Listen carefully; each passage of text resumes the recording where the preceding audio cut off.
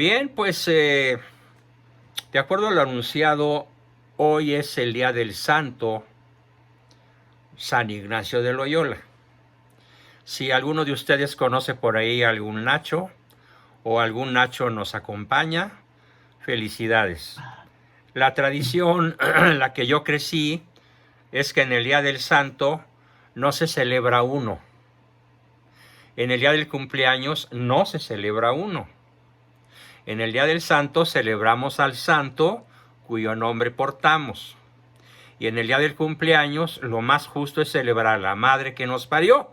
Yo qué mérito tuve al nacer, ninguno. Así que yo siempre, mi familia siempre utilizamos en el cumpleaños celebrar a la madre. ¿Y qué madre? Y en el santo, pues vamos a celebrar en este día que toca ser miércoles y curiosamente coincide con que sea el día 31 de julio, que es cuando se celebra a San Ignacio de Loyola, probablemente el santo occidental más importante de todos en términos de fundaciones y evangelización hasta ciertos momentos de la historia. Por desgracia, comenzaré por el final diciendo que la orden más corrompida, la orden sacerdotal o monástica más penetrada, más infiltrada por el adversario, pues es justamente la Compañía de Jesús.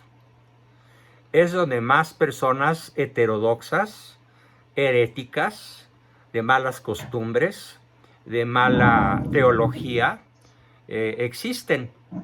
A diferencia, por ejemplo, de la orden franciscana, que por alguna gracia especial de nuestro Señor para San Francisco y para los franciscanos, es una orden limpia, una orden sin infiltraciones masónicas y sin ideologías perversas, como se da en el caso del jesuita James Martin, del jesuita Teilhard de Chardin, en el caso del jesuita el Papa, que sale con mucha frecuencia, con errores graves y con ambigüedades, amén de que la orden en sí pues ha dejado de ser lo que fue. Pero la historia de la Compañía de Jesús es formidable.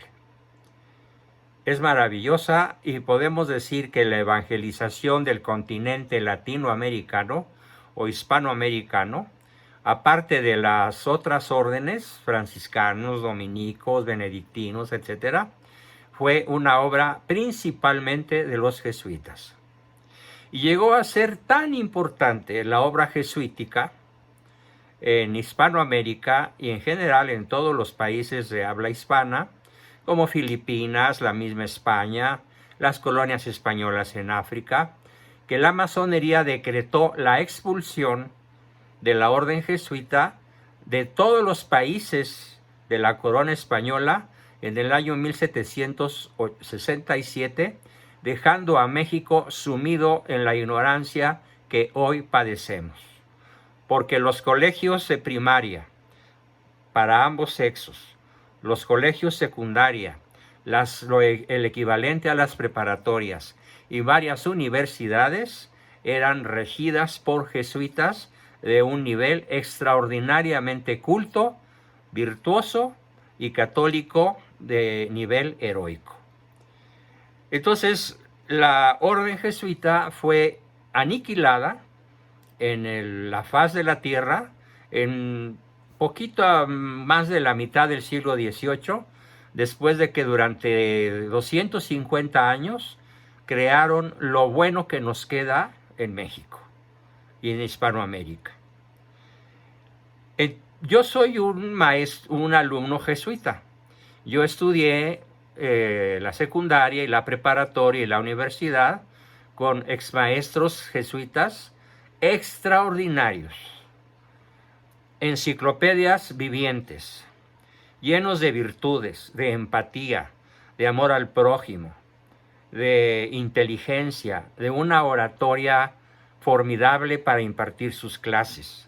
Puedo decir que en gran parte, aparte de la educación que recibí en casa, que fue de primerísimo y altísimo nivel, fue profundamente complementada por mis maestros jesuitas. Así que este 31 de julio, en los cuales, día en el cual a lo largo de mi educación secundaria, preparatoriana y universitaria, invariablemente todos los compañeros íbamos al templo de San Ignacio de Loyola, que estaba situado en la calle de Molière, a una cuadra de la preparatoria del Patria, y hacíamos unas fiestas extraordinarias, en las que no había ni alcohol, ni baile, ni mujeres, ni nada por el estilo, sino que era una manera de rendir veneración a nuestro santo patrono, San Ignacio de Loyola. La temática que hoy vamos a desarrollar no es biográfica. No nos vamos a concentrar en su biografía, sino en qué hubiera hecho él ante el comunismo, qué hubiera hecho él ante un gobierno como el que hoy padecemos, qué hubiera hecho él en las condiciones en las cuales se encuentra la Iglesia Católica, qué hubiera hecho él ante la educación, qué hubiera hecho él ante la ideología de género, qué hubiera hecho él ante la decadencia de la gran mayoría del clero católico. De todo eso va a ser el tema central. Así que daré unos cuantos datos nada más para ubicarnos en tiempo y espacio. San Ignacio de Loyola nace a fines del siglo XV, en el año 1491. Digamos, cuando apenas los europeos comenzaban a darse cuenta de que había otro continente al otro lado del Atlántico, gigantesco, varias veces más grande que Europa, y que iba a ser tierra de misiones para la obra que más tarde fundaría San Ignacio. Él era noble, como se utilizaba en la época. Las mejores familias se les llamaba familias nobles y tenían títulos nobiliarios. Y esto llevó a San Ignacio, muy joven, a los 20 años, a enrolarse en el ejército español, que luchaba contra el ejército francés, y fue herido en una pierna por una bala de cañón. Cayó prisionero y los franceses, que en aquella época no eran crueles ni malvados, lo trataron bien, lo curaron, pero la pierna le soldó mal y sin anestesia lo tuvieron que volver a operar, haciendo gala él de una fortaleza espiritual y física extraordinaria. Pero aunque quedó más o menos bien de su pierna, porque en aquella época la cirugía estaba muy retrasada y no había lo que ahora tenemos, entonces abandonó la carrera militar y a partir de esos momentos pensó en qué hacer. Y entonces él pasó leyendo durante toda su convalecencia de 2 años libros de caballería, pero también libros de piedad y libros de las vidas de varios santos, lo cual influyó poderosísimamente en él, y podemos decir que a los 22 o 23 años experimentó una profunda conversión a un catolicismo ferviente, militante, militar, a un catolicismo explosivo, no en el sentido colérico, sino en el sentido de verse inflamado en el profundísimo deseo de propagar a todo el mundo su fe católica. Y debido a esa conversión, probablemente, dicen sus biógrafos, estando él en una población que se llama Manresa, en Italia, se le apareció la Virgen. Perdón, en una población española se le apareció la Virgen, muy cerquita de la abadía de Montserrat. Y la Virgen le dijo que quería llevarlo como misionero a diferentes partes del planeta y que tenía que fundar una orden, para lo cual tenía que estudiar primero para ser sacerdote. Y entonces escribió un juramento que rigió toda la vida, la larga vida de San Ignacio. Les voy a leer el juramento que hizo. Es maravilloso. Dice así: al fin de imitar a Cristo nuestro Señor y asemejarme a Él, de verdad, cada vez más quiero y escojo la pobreza con Cristo, pobre más que la riqueza, la humillación con Cristo humillado, más que los honores, y prefiero ser tenido por idiota y loco por Cristo, el primero que ha pasado por tal, antes que como sabio y prudente en el sentido del mundo. Y se decidió a escoger el camino de Dios en vez del camino del mundo hasta alcanzar la santidad. Hizo viajes a diferentes partes de la tierra. En 1523, con 25 años, visitó Tierra Santa. Después fue encarcelado por un inquisidor muy quisquilloso, pero pues al ver la inocencia de Ignacio, pues lo tuvo que soltar. Después se fue a París a estudiar filosofía y latín por su cuenta. Finalmente encontró amigos en Barcelona que lo ayudaron a estudiar en el Colegio de Santa Bárbara y se dedicó durante cuando menos 10 años a estudiar filosofía. Después, con este acrecentamiento de su inteligencia y de su oratoria, logró convencer a muchos jóvenes de su edad que lo siguieran. Y ya para el día de la Asunción, en 1534, rodeado de compañeros espirituales que adoptaron una regla de vida muy sencilla. Después terminó sus estudios de teología, pero se enfermó y tuvo que tener un periodo de reposo de sus estudios. Regresó a su familia, donde estuvo un tiempecito, y luego se le va a Roma, donde el Papa bendice su proyecto de formar una compañía.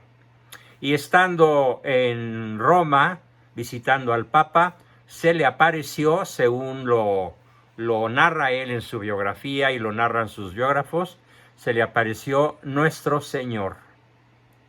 Y él le sugirió, nuestro Señor Jesucristo, le sugirió cómo debía llamarse su compañía.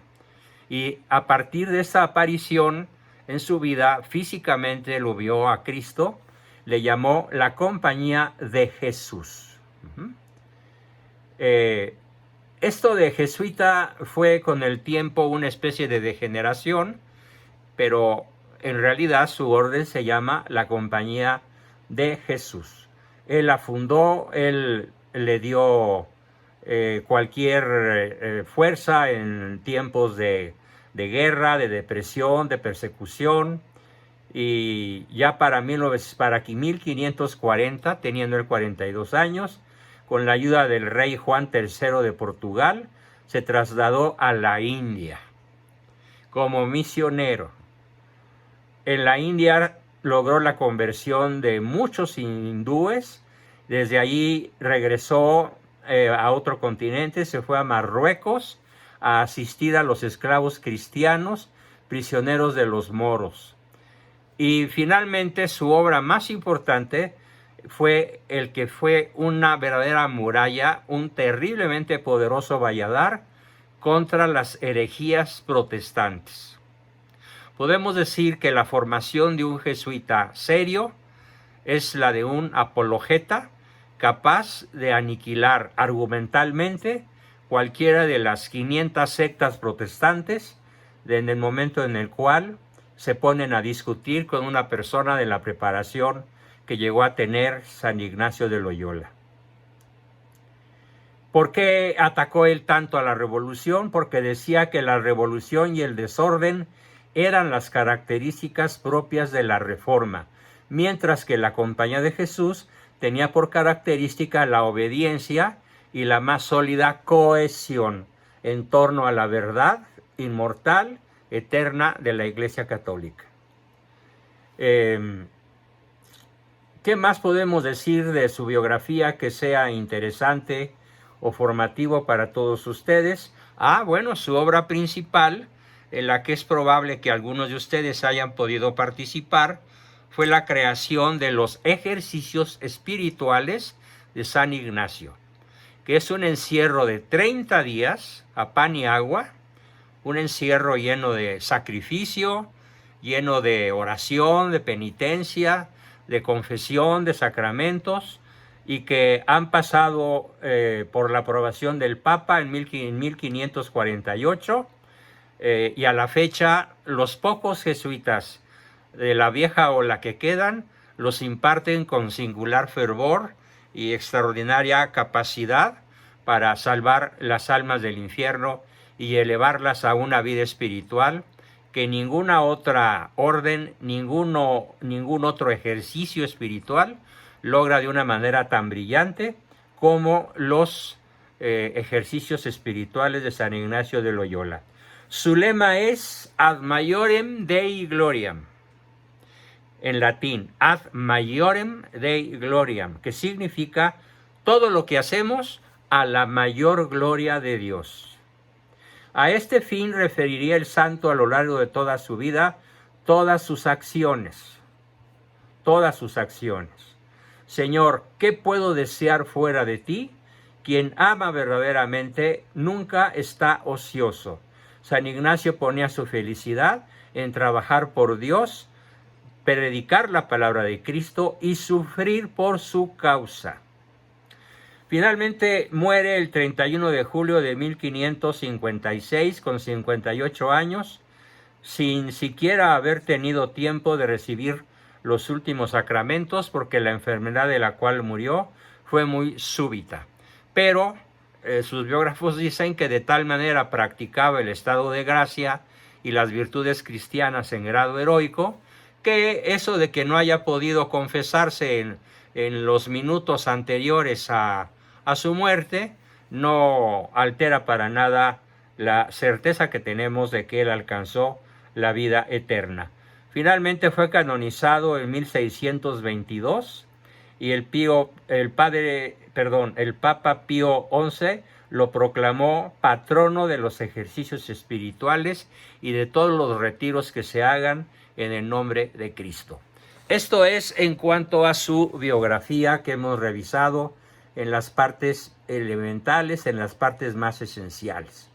Y ahora vamos a la parte más importante de nuestra exposición de hoy, que contesta la pregunta de ¿y qué hubiera hecho San Ignacio en la situación actual? A veces uno se pregunta ¿qué habría hecho este santo o aquel otro en una situación como la actual? Y generalmente lo único que se consigue con esas preguntas es especular, es echar a rodar la imaginación de forma poco provechosa, proyectando las propias opiniones en el santo en cuestión, pero sin ningún fundamento objetivo acerca de lo que se está diciendo. Hay ocasiones, sin embargo, en el que el santo se ocupó de resolver situaciones prácticamente idénticas a las que hoy se presentan. Y sabemos más o menos lo que habría hecho hoy, porque sabemos lo que hizo de hecho en circunstancias similares. Pero no dejan de ser especulaciones. En el caso de San Ignacio de Loyola, la situación es distinta, profundamente distinta. ¿Por qué? Porque en un español que parece escrito con el mejor castellano, en la mejor universidad, en el mejor diario de circulación nacional, el día de hoy, San Ignacio escribió muchas hojas, varios libros, muchos temas desarrolló sobre situaciones que le tocó vivir a él, que son idénticas o muy similares a lo que hoy está sucediendo. Por lo tanto, sí sabemos con precisión lo que él hubiera hecho. Ejemplo número 1. Las numerosísimas universidades, abro comillas, católicas, cierro comillas, incluidas tristemente casi la totalidad de las universidades jesuitas, en las que se enseñan todo tipo de heterodoxias y barbaridades que destruyen la fe de los alumnos. El ejemplo más dramático es lo que acaba de decir el episcopado alemán. Atención, qué dijo el episcopado alemán en días pasados. No importa si la relación es entre dos personas del mismo sexo, hombres o mujeres. No importa si tienes relaciones fuera del matrimonio con otra persona. No importa que te masturbes. No importa la pornografía. No importa la pederastia. No importa ninguna conducta sexual. La única condición que ponemos los obispos alemanes, ojo, es que todo se haga con mucho amor. ¿Cómo la ven? Escalofriante. No importa cuál sea tu conducta sexual. Lo único que importa es que la realices con mucho amor. Y firma la Conferencia Episcopal Alemana. Y las principales universidades alemanas han hecho suyo el pensamiento de sus obispos. Y millones de jóvenes alemanes y austriacos y de toda la Unión Europea han hecho suyas estas palabras porque le dan, con permiso de la Iglesia, vuelo a la hilacha, como decimos en México. No sé cómo se diga en Perú, Andreita, cuando alguien le da vuelo a las pasiones de manera totalmente desgobernada. Pero acá en México decimos, le da vuelo a la hilacha. En fin. ¿Qué escribió San Ignacio en una situación similar que ya ocurría en la Europa de su época? Dice, escribe Ignacio: todos los profesores públicos de la Universidad de Viena y de todas las demás, o en aquellas que tienen cargo de gobierno, si en las cosas tocantes a la religión católica tienen mala fama, deben entender ser desposeídos de su cargo. Ojo, ser desposeídos de su cargo. Así que Alemania se quedaría sin colegio episcopal si San Ignacio aplicara su regla. Si enseñas mentiras, si enseñas perversidades, debes ser destituido de tu cargo. Para evitar que los jóvenes sean inficionados por los errores, aquellos precisamente que deberían imbuirlos en la piedad, sean expulsados si no incitan a los jóvenes a la piedad. Por tanto, de ninguna manera parece que deban sufrirse allí aquellos de quienes hay sospecha de que pervierten a la juventud, mucho menos los que abiertamente son herejes, como los que ya mencioné, de Teilhard de Chardin, que se ha vuelto una especie de gurú de muchas universidades católicas, y otro que todavía está vivito y dejando por ahí olor a azufre por donde quiera que va, que es James Martin, que sostiene la misma tesis. No importa con quién te acuestes, siempre y cuando lo hagas con mucho amor. Todo esto, dice San Ignacio, debe de ser expulsado. Y los escolares, en quienes se vea que no podrá haber fácil enmienda, parece que siendo tales deberían ser absolutamente expulsados de los colegios y universidades. Todos los maestros de escuela y ayos deberían tener entendido y probar de hecho con la experiencia que no habrá para ellos cabida en los dominios del rey si no fueren católicos y dieren públicamente pruebas de serlo. Tan tan, cierro comillas. Veamos ahora qué dijo San Ignacio sobre los editoriales, las librerías, la prensa, que con fachada católica editan y promueven libros perniciosos, llenos de herejías, que no solo niegan, sino que ridiculizan la fe, incluidas varias editoriales jesuitas, como una que se llama Sal Terre, o Sal de la Tierra en español. ¿Qué les dijo en su época San Ignacio a las editoriales y librerías pseudo-católicas, que parecen serlo pero no lo son, cuando publican libros heterodoxos y plagados de errores? ¿Qué les dijo? Convendría que todos cuantos libros heréticos se hallasen, hecha diligente pesquisa, en poder de libreros y de particulares, fuesen quemados o llevados fuera de todas las provincias del reino, Otro tanto se diga de los libros de los herejes, aun cuando no sean heréticos, como los que tratan de gramática o retórica o dialéctica, por ejemplo Melanchthon, un famoso heterodoxo, que parece deberían ser de todo punto desechados en odio a la herejía de sus autores. Fíjese, en odio deberían ser desechados por odio a la herejía de sus autores. No por odio a sus autores, sino por odio a la herejía de sus autores, para preservar intacto el depósito de la fe, sobre todo en la juventud, expuesta a la lectura de libros tan perversos. Y bien pueden hallarse otras más eruditas obras y exentas de este grave riesgo. Sería asimismo de gran provecho prohibir bajo penas que ningún librero imprimiese alguno de los libros dichos, ni le pusiesen escolios de algún hereje, o sea, notas de algún hereje, que contengan algún ejemplo o dicho con sabor de doctrina impía, a nombre del autor hereje. Ojalá tampoco se consintiese a mercader alguno, ni a otros bajo las mismas penas, introducir en los dominios del rey de España, donde no se pone el sol, tales libros impresos en otras partes. Defensa absoluta de la fe, espada en mano. No en vano era un soldado. Absolutamente partidario. Cuando mis hijos, por error o por influencia de sus maestros malos, trajeron a esta casa libros heterodoxos, en su presencia los quemé. Literalmente. O los incineré con un soplete. Y las parroquias confiadas a sacerdotes que no tienen fe, es el caso número 3.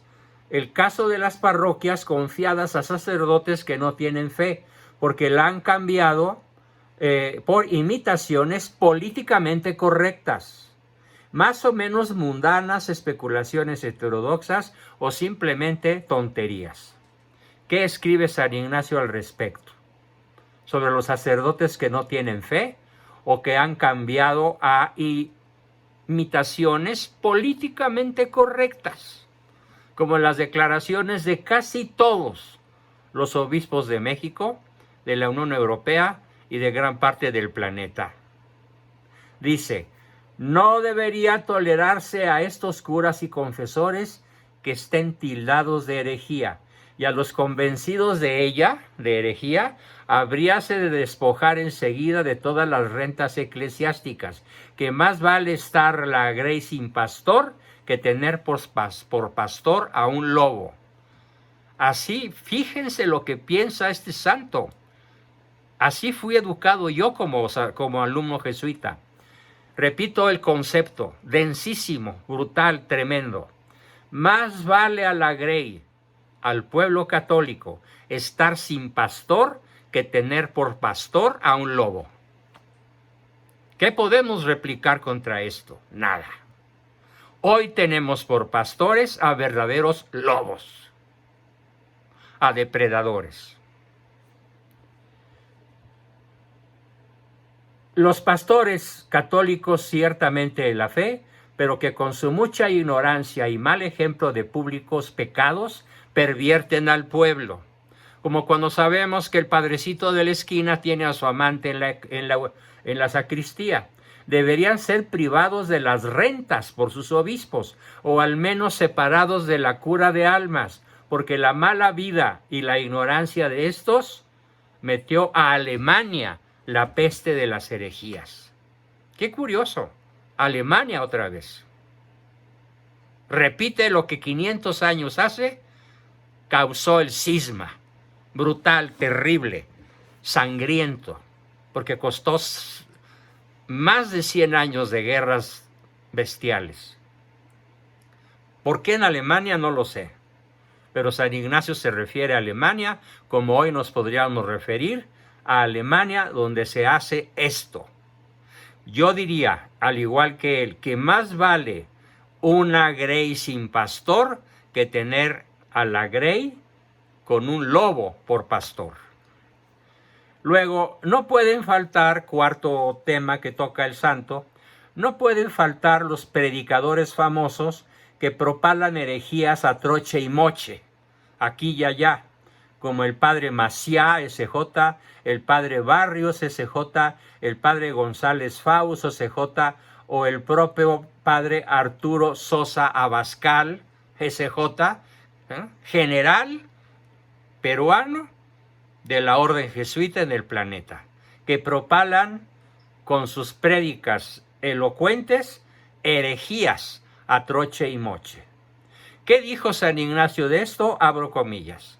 Los predicadores de herejías, los heresiarcas y en suma, cuantos se hallare que contagian a otros con esta pestilencia, parece que deben ser castigados con graves penas. Sería bien se publicase en todas partes que los que dentro de un mes desde el día de la publicación se arrepintiesen, alcanzarían benigno perdón tanto en lo eclesiástico como en lo civil y penal, y que pasado ese tiempo, 30 días, los que fuesen convencidos de herejía serían infames e inhábiles para todos los honores, y aun pareciendo ser posible, tal vez fuese prudente consejo penarlos con destierro o con cárcel, y hasta alguna vez con la muerte, pero del último suplicio y del establecimiento de la Inquisición no hablo, porque parece ser más de lo que puede sufrir el estado presente de Alemania. Otra vez Alemania.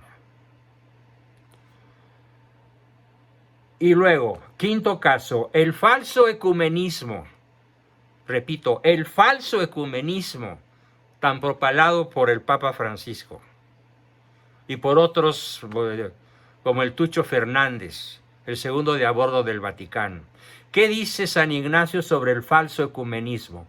Que confirma a los herejes en su herejía, privándolos de la verdadera fe que da la vida eterna. Quien no se guardase de llamar evangélicos a los herejes, convendría pasase alguna multa, porque no se goce el demonio de que los enemigos del Evangelio y cruz de Cristo tomen el nombre contrario a sus obras, y a los herejes se los ha de llamar por su nombre, herejes, para que dé horror hasta nombrar de lo que son tales y cubren de veneno mortal con el velo de un hombre saludable y santo. Esto dice acerca del falso ecumenismo. Sexto aspecto, la misericordia. Sin duda, no puede faltar la misericordia. Por un lado, la misericordia de acoger al arrepentido y por otro lado, la misericordia de no dejar que los fieles sean extraviados. Cuando tú o yo, cuando ustedes, querido grupo, o yo, combatimos a algún hereje, ¿qué estamos haciendo? Una obra de misericordia, porque le estamos allanando el camino al cielo, en lugar de que siga derechito su camino al infierno. Dice San Ignacio acerca de este espinoso tema: los sínodos de los obispos y la declaración de los dogmas, y señaladamente de los definidos en los concilios, serán tal vez parte que vuelvan en sí, informados de la verdad, los clérigos más sencillos y engañados por otros. Aprovechará asimismo al pueblo la energía y entereza de los buenos predicadores y curas y confesores en detestar abiertamente y sacar a la luz los errores de los herejes, con tal de que los pueblos crean todas las cosas necesarias para salvarse y profesen la fe católica. Fechado en San Pedro Canicio, carta a su amigo San Pedro Canicio, el 13 de agosto de 1554, un par de años antes de morir. Bien, ¿algún otro comentario quisiera añadir? Él tenía autoridad para decirlo y hacerlo, que se exigiera lo que él dijo que se tenía que hacer. Pero hoy en día no existe nadie con autoridad para llevar adelante tal faena, ya que es la misma autoridad la que está infestada. Estoy convencido que solo Dios puede torcer a este rumbo de alguna intervención directa que ataque la raíz del problema, o simplemente esperar que los hoy desconocidos santos que pueblan el orbe vayan haciendo despacio sus tareas mediante la gracia. Pero bueno, yo digo que yo ya estoy grande y tal vez me quedan pocos años, pero los años que quedan procuraré imitar todo lo posible a este santo cuya vida para mí fue y es y será el modelo a seguir en cada una de mis acciones. Leer esto para ustedes me alegra muchísimo, justamente en el día de San Ignacio. Y justamente lo que dice el Espíritu Santo en San Pablo: echad de entre vosotros al malvado. Primera de Corintios 5:13. Pero también lo vemos en San Francisco de Asís, en Santa Teresa de Ávila y en otros santos, que los que no respetaban la voluntad de Dios y sus mandamientos terminaban siendo excluidos de las comunidades para no corromper al resto de la comunidad. Otras subeditoriales, muchísimas, tienen muchos fallos porque editan o venden libros que la Santa Sede ha prohibido. Y estas librerías religiosas, para tener algo más de dinero, pues a vender setas venenosas, hongos venenosos, que son algunos libros que perjudican gravemente la fe. Además, el vendedor o vendedora que vende libros de contenido herético la va a pasar muy mal. Y más se angustiará cuando después de ser avisado no hace caso de ninguna forma. Bien, hasta aquí mi exposición sobre brevemente la vida de San Ignacio y lo que él hubiera hecho en los 6 casos que hoy hemos tocado, que en resumen son: ¿qué hacer con los profesores que corrompen? ¿Qué hacer con las editoriales y librerías falsamente católicas? ¿Qué hacer con los sacerdotes que no tienen fe o que la han cambiado por imitaciones políticamente correctas? ¿Qué hacer con los predicadores famosos que propalan herejías? ¿Qué hacer con el falso ecumenismo que confirma a los herejes en su herejía, privándolos de la verdadera fe que da la vida eterna? ¿Y qué hacer verdaderamente para ser misericordioso? Que consiste en abrir los ojos al hereje para que no pierda su alma, porque esa es la principal obra de misericordia que podemos hacer con él. Bien, hasta aquí la exposición y comenzamos como siempre con sus preguntas, aportaciones, dudas y comentarios. Adelante. ¿Quién quiere comenzar? Soy todo oídos.